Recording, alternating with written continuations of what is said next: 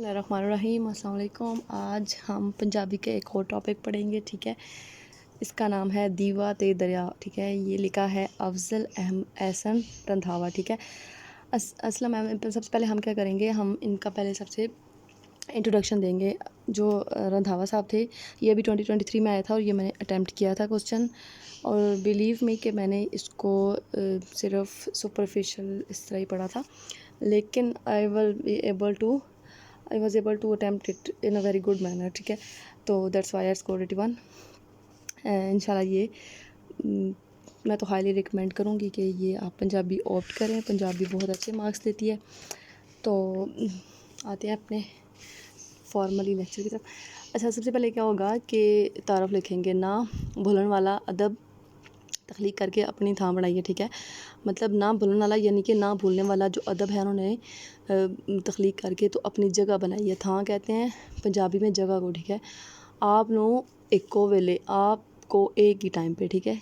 एक वेले टाइम को बोलते हैं, एको जो है एक को बोलते हैं। आपको एक टाइम में क्या थे, शायर थे, अफसाना निगार थे, नावल निगार थे, ड्रामा निगार थे, मुतरजम यानी तर्जुमा करते थे पंजाबी में, और मतलब इस हैसियत से इनको जाना जाता था। असल नाम इनका मोहम्मद अफजल था, ठीक है। कलमी नाम इनका अफजल एहसन था।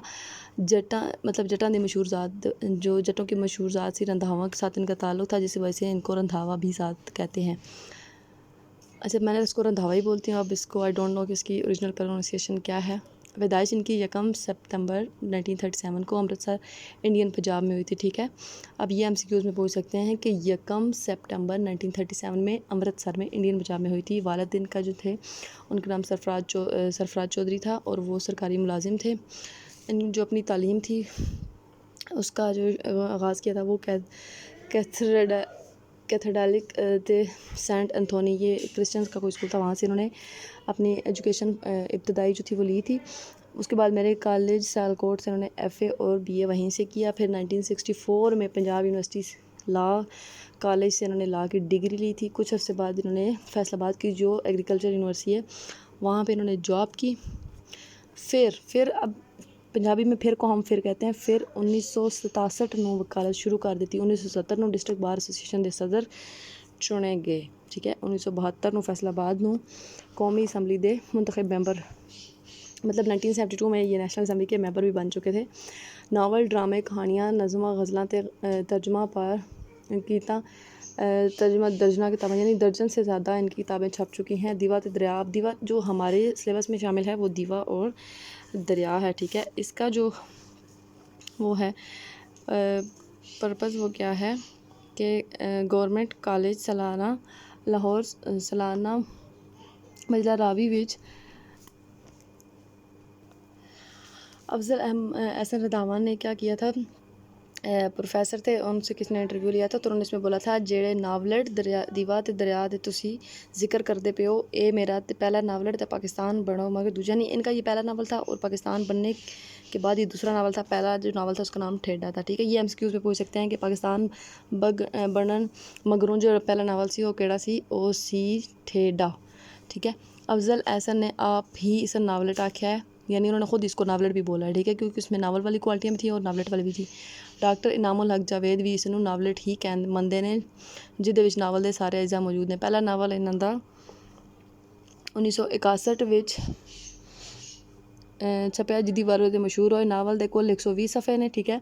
इनाम इसको मिला था राइटर गिल्ड वालों, इनाम याफ्ता नावल है। नावल दे नाम दीवा ते दरिया दा अलामती जो मफहूम है, मतलब आप ये बता रहे हैं कि दीवा और दरिया जो है इन्होंने रखा क्यों था नाम बेसिकली। अच्छा, दरिया का भी ये बता रहे हैं कि सरदार उजागर सिंह रंधावा ते दरिया सी दरिया, यानी अब ये उस बंदे को बोल रहे हैं दरिया, उसकी वजह से नाम रखा है इसका। जिधर नू रोड़े पै गया तो फिर ओदा राह पहाड़, यानी कि ये जो बंदा है ये इतना स्ट्रॉन्ग है, ये कहीं भी चला जाए, मतलब एक दफ़ा ये जो बात कर देता है फिर पहाड़ भी इसकी बात को नहीं रोक सकते, ठीक है। यानी ये दरिया की तरह गल मुँह विचों निकल जावे, सही गलत होवे भावे ठीक, ओ संडे वांगू सिंह अड़ा के खलो जाता, यानी उसकी बात अगर मुँह से निकल जाती है फिर वो उस पर जो है वो स्टैंड ले लेता है कि बस अब इससे मैं पीछे नहीं हटूँगा। अच्छा, अब दीवा किसको बोलते हैं। ओए रूपो नू कौन माड़ा आख सकता है, रूपो ते ताड़े पिंड दा दीवा है दीवा। अभी वो लड़की की बात कर रहे हैं। ये इसके जो दो मेन कैरेक्टर्स हैं वो दीवा और दरिया, सरदार उजागर सिंह और रूपो, ये दो मतलब बेसिकली लवर्स होते हैं, ठीक है। अब इनकी फैमिली बैकग्राउंड डिफरेंट होता है, किसी वजह से इनकी जो है शादियाँ कहीं और हो रही थी, उस वजह से इनका प्रॉब्लम हो जाता है। तो अब इसका जो क्वेश्चन आया था वो पहले मैं देखती। अच्छा, ये इसका क्वेश्चन आया हुआ था, नावल दीवा ते दरिया मशरती पग अघेड़ के सामने ले आओ, ठीक है। यानी कि इसमें मशरती जो है वो इसका पहलू उसमें कौन सा बताया हुआ है। अच्छा, बेसिकली इसकी जो अब ये इसकी स्टोरी है, कहानी इसकी बता रहे हैं यहाँ पे डॉक्टर इनामुल हक जवेद साहब। कहानी रवायती तासुब हट धर्मी ते खानदानी दुश्मनियां दे दवाले घुमदी उजागर सिंह रंधावा ते करतार सिंह सिंधु, ठीक है। जेड़े टुकर भी ही कि दूजे तो बिना नहीं खाते सन, शरीके बरादरी के झगड़े पारों एक दूजे दी रत दे तरहाए। अब तरहाए का मतलब होता है प्यासे, ठीक है। खून, रत कहते हैं खून को, यानी कि वो खून के प्यासे हो गए थे, ठीक है। अब रूपो करतारपुर सिंधु दी धी है ते शमशेर सिंह उजागर सिंह दा पुत्तर है। कहानी इन्हां दूआं दे प्यार दे फिर दूआं विचों एक ते कत्ल हो जान ते आके मुक जाती है, ठीक है। अब बेसिकली मैं आपको स्टोरी बताती हूँ सारी। स्टोरी ये है कि पहले ये दोनों फ्रेंड्स थे, उजागर सिंह रंधावा और करतार सिंह सिंघू, ठीक है। अब ये जो उजागर सिंह है इसका क्या था, ये इसका बेटा था शमशीर, ठीक है। और ये जो करतार सिंह है रूपो इसकी बेटी थी, ठीक है। अब इन दोनों का पहले ये था कि इन दोनों के बाप आपस में फ्रेंड थे, फिर उन्होंने इनकी शादी तय कर दी। लेकिन क्या हुआ कि फिर इनकी दुश्मनी हो गई किसी वजह से, तो फिर इनका रिश्ता भी ज़ाहिर टूट गया। लेकिन जो अब लड़का था उजागर सिंह, मतलब शमशेर सिंह और उजागर सिंह दोनों, अब इसका बता रहे हैं कि वो तो अपनी बात से पीछे नहीं हटता था। अब उसको तो ये बेइज्जती फील होती थी कि इस लड़की की शादी कहीं और हो जाए। फिर ये क्या करता है कि शादी वाले दिन उस लड़की के घर चले जाता है, उसको वहाँ से उठा के लेके जाता है, फिर उसको कत्ल कर देता है। अब ये कहता है कि इसकी शादी मेरे साथ नहीं हुई तो फिर किसी के साथ भी नहीं होगी। नावल दी मुख्तलिफ किस्मां नूं मद्देनज़र रखते हुए जे इस मुख्तसर नावल की गल करनी होवे ते इहदा सब नालों मजबूत पहलू मशरती नावल दे बंदा क्यों जे पंजाब धरती दी तहजीब सकाफत रस्म व रवाज दुश्मनी, मतलब ये बेसिकली पंजाब को डिपिक्ट कर रहे हैं कि पंजाब में ये होता है, ठीक है। टबरदारियाँ, माल डंगर, मतलब लोगों से होता है। तो नावल दे मरकज़ी किरदार हीरो शमशेर सिंह। अब ये लड़के का नाम शमशेर सिंह है, लड़की का नाम रूपो है, ठीक है। शमशेर सिंह किसका बेटा है, उजागर सिंह का। रूपो किसकी बेटी है, करतार सिंह सिंधु की, ठीक है। अब इसकी फ़नी और खूबियाँ देखते हैं। सबसे पहले प्लाट इसका बहुत अच्छा है। प्लाट का मतलब है कि इसकी जो स्टोरी उन्होंने लिखी है ये बहुत अच्छी है। प्लाट जितना मजबूत होवे तो उतना ही नावल कामयाब होता है, ठीक है। दीवा दे दरिया नावल का प्लाट क्या है, पाकिस्तान तो पहले दे सांझे पंजाब दा है, ठीक है। यानी जब पंजाब साझा था तो ज़ाहिर सिख और सारे इकट्ठे रहते थे। तो रंधावा तो सिंधु खानदाना की आपस दुश्मनी के सामने लिया। यह दुश्मनी घट होने की बजाय नावल के अखीर तक रूपो के कतल के खत पार होने पर वध जाती है। तो नावल नगार द कमाल है कि अखीर तक कारी दे, यानी कि पढ़ने वाला एंड तक इसका क्या रहा था, इस पे अट्रैक्टिव रहा था, ठीक है। पढ़ना एंड तक उसको उसकी जो अटेंशन थी वो लूज़ नहीं होती। किरदार नगारी का मतलब है, किरदार नगारी तो करना ज़रूरी होती है। अब किरदारां तो बगैर कहानी अगर वध नहीं सकती। तो अब क्या था कि किरदार अपने अमल हरकत ते गल बात नाल कहानी नूं अगे लेके जाते हैं। दीवा ते दरिया विच किरदार नगारी उत्ते ढेर चोर दिता गया है। इहदा मरकज़ी किरदार शमशेर सिंह रंधावा सारी कहानी उहदे आले दुआले घूमती फिरती है। मरकज़ी किरदार तो अलावा रूपो, हरबचन सिंह, सरदार उजागर सिंह, अब ये उसके भाई होते हैं, ये उसका बाप होता है, हाकू खरल अंदर सिंधु, ये जो सारे होते हैं ये क्या करते हैं, इसको समझाते हैं लड़के को, लेकिन ये फिर भी समझता नहीं है। मुकालमा नगारी, अब मुकालमा नगारी इसकी देखें ज़रा थोड़ी सी।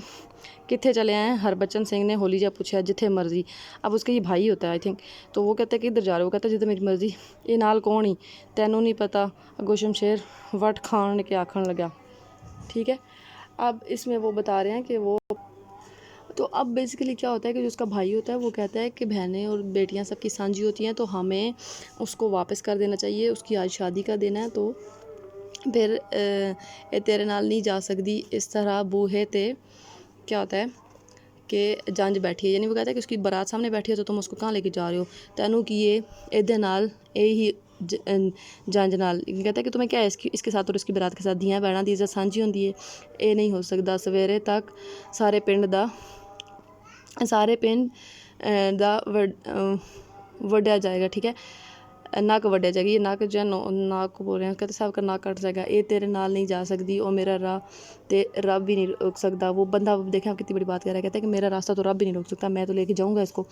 अब शमशेरिया तेरियां अखां ते जवानी दी पट्टी बन गई, तू बंदे भी नहीं जान सकता, मूर्खा सोच तां सही अगों हट जा। और ओए हरबचन सिंह ते शमशेर सिंह रूपों को पीछा हटा के तलवार नाल उसदा सिर वट देता, ठीक है। अब उसको तलवार के साथ उसको बेचारी को मार देता है। अच्छा, जज्बात निगारी इसमें बताई हुई है बेसिकली, और मकसदियत नावल का कोई ना कोई मकसद होता है। तो इसका ये जो है यहाँ पे इसका मकसद ये है कि ये कई पहलुओं को उजागर करता है, लाइक जागीरदार निज़ाम की मुखालफत कर रहे हैं, बेइंतहा तासुब को, ख़ानदानी हटदर्मियाँ, दुश्मनियाँ और समाजी बुराइयाँ जो हैं उनके बारे में आवाज़ बुलंद करते हैं, इनका ये मकसद है। ज़माना मकान इसमें वो ये बता रहे हैं कि नावल विच उस पंजाब दी दस पाई गई है जिहदे विच वड्डियां टब्बरियां ते टब्बरदारियां, रस्मां रवाजां, जरी रैतल पैतल, मेले ठेलियां ते विच खेड़ना, बरवाने, दुश्मनियाँ वगैरह सारा कुछ। अच्छा, ज़बानो बयान नावल दी ज़ुबान सादा, आसान ते काबिल फ़हम है, यानी समझ आ जाती है। तो ये इसमें आपने बताना है, ये बेसिकली आपने ये छोटी छोटी हेडिंग्स देनी है। अच्छा, इसमें आगे क्या बताना है, नावल दी कुछ खामियाँ। अब खामियाँ इसमें आपने क्या बतानी है, खामियाँ ये बतानी है कि नावल जो शमशेर सिंह हीरो है वो बड़ा गुंजलदार टाइप है, मतलब वो रूपों नाल बेहद प्यार भी करता है, फिर एंड पे जाके सकी मासी दी धी है ओदी, ठीक है, जिंदो जिहड़ी ओदी मंगेतर भी है, उन्होंने कतल कर देंदा है तां जे ਉਹਦਾ ਵਿਆਹ रूपों नाल हो जाए, यानी पहले अपनी मंगेतर को भी कत्ल करता है। फिर नावल के अखीर जो अपनी महबूबा ने मतलब सबसे पहले क्या करता है, जिंदो इसकी खाला की बेटी होती है, उसको पहले कत्ल कर देता है कि मेरी शादी उसके साथ रूपों के साथ नहीं होती, फिर उसको भी मार देता है, मतलब 2 मर्डर ये कर देता है। नावल विच रूपों का किरदार इंज लगता है जिमें वो नसवानी किरदार नहीं मर्दाना है, क्यों जे वो दलेरी बहादुरी, यानी अब मतलब कोई लड़की इतनी नडर कैसे हो सकती है।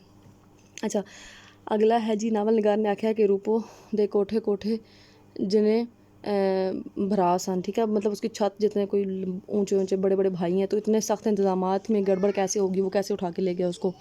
अच्छा, नावल निगार ने हीरो शमशेर सिंह दे प्यो जागर सिंह रंधावा इतना ताकतवर और अमीर बनाया, सख्त मिजाज बनाया, रूप बनाया, तो मतलब उसकी मखलूक लगने लग गया, मतलब वो इस तरह इसने बनाया इतना सख्त है कि वो कोई और ही मखलूक लग रहा है हमें। अच्छा, रंधावा तो सिंधुआं की दुश्मनी भी नावल निगार ने सिंधुआं को कमज़ोर करा देता है, क्योंकि ये खुद रंधावा है, मतलब अब रंधावा है तो वो अपनी ज़ात को ही प्रमोट कर रहे हैं।